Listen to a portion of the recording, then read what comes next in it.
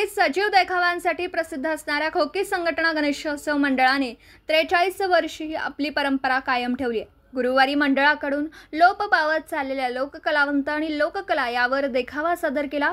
यामध्ये वासुदेव, पिंगळा, पोतराज आणि गोंधळी अशा कलावंतांचं सादरीकरण करण्यात आलं।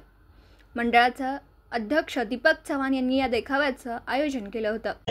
42 वर्षापासून सजीव देखाव्यांची परंपरा असणारं आमचं गणेश मंडळ आहे।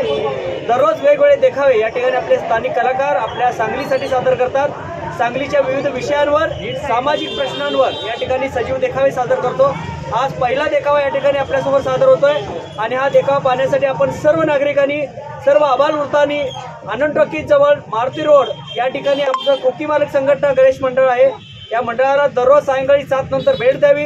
या ठिकाणी या सजीव देखाव्यातील कलाकारांना आपण प्रोत्साहन द्यावं आणि रोज वेगवेगळ्या विषयांमध्ये आम्ही जे प्रबोधन करतो या प्रबोधनाप्रमाणे आपण सर्वांनी त्याचं आचरणात आणावं।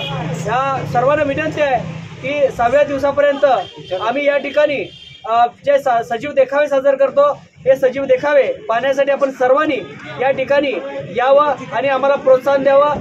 आज पहिला देखावा आहे। दररोज संध्याकाळी 7 ते 10 या वेळेमध्ये आपण या ठिकाणी देखावे पाहण्यासाठी या। आज हा माझा गेटअप आहे, उद्या वेगळा असेल। वेगवेगळे विषय घेऊन आम्ही या ठिकाणी देखाव करतोय।